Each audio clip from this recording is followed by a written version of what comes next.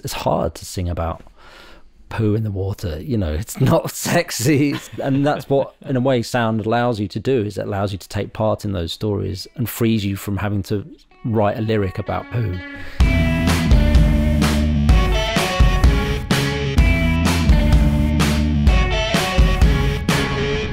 We always ask everybody who comes on the podcast if there is a piece of technology or a piece of equipment that they couldn't live without. What would you say yours would be? My choice will always be the same, which would be the sampler, the ability to take any sound and turn it into music. As I was talking about before, it's just too big a gift to not, you know, it's just too big a gift to ignore, really. Yeah. It's just so much. My advice, if anyone's listening and makes music and thinking about making music, if you pick up a guitar right now, as we're speaking, there's probably 20 million other people in the world also picking up a guitar, trying to write something original. Whereas if you record the sound of the room that you're in and the people that you're in, or the thing that's directly in front of you, whether it's a cup or a table, or you're the only one in the world doing that with that cup and that table at that time, you know. Or record what's outside your window. If it's in Ukraine, it's going to be something sounding potentially very different to somebody in Syria, to somebody in Ghana, to somebody in Islington, or somebody in the Kent marshes. So it's immediately unique, it's immediately yours, and it's immediately taking part. It's why I wrote a manifesto a few years ago. It's such a revolution in music. Nobody talks about it as a revolution.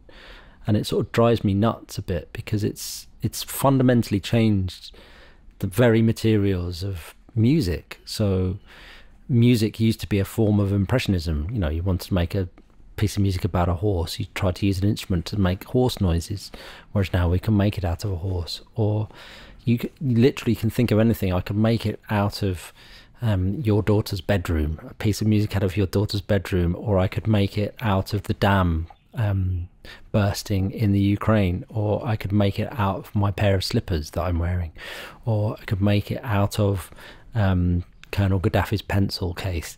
You know, it's like literally just anything. Yeah. And you think of what that means then, like, if, you know, that, because that changes everything. Like, music's then a form of sort of documentary, and then it brings with it all sorts of philosophical debates. So I had a gig with Danny Siciliano and Phil Parnell, and it was the three of us in New York on September the 11th at the Knitting Factory, and the gig didn't happen, obviously, but you know, like everybody there, we thought we were going to die. So I recorded the recordings, and I recorded the day as it went on, and accidentally, I guess, recorded one of the Twin Towers collapsing from the roof of our hotel just a few blocks away.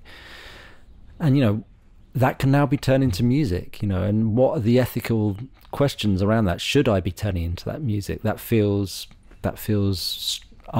doesn't feel right. Something doesn't feel right about that. But why doesn't it feel right? You know, we've seen the images millions and millions of times of the buildings, planes going in. We've seen millions of deaths. Every child has seen millions of murders, or whatever that statistic is by the time they're 20. You know, so we're used to that, but we're not used to it with sound. We haven't had recorded sound to the same length. So it's such a profound revolution about what music is and how to use it, that it's not that it feels like that fundamental shift doesn't feel acknowledged enough in a way. And actually, it's a huge gift to musicians. And they're just, even though I'm surrounded by guitars and double basses here and kotos and pianos and things, all instruments that I love, and I still love orchestral, but it's not that's not where the cutting edge of music is. That's not the front line of music, I don't think. I think it's literally in sound and the capacity to tell stories and things, and to sort of engage with the world directly on some of the matters that are really important to us. And I think that's particularly key at a time of crisis.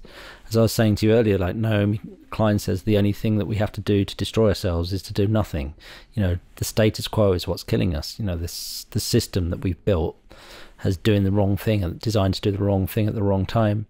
So for me, music should take an active part in trying to provide an alternative, to provide a critique, to offer alternatives, to tell stories, to just engage and be part of that struggle, if you like. Because otherwise, if not, we're just like the Titanic. We're just the musicians as the whole thing goes. You know, we're just making it bearable as the whole thing sinks beneath the waves.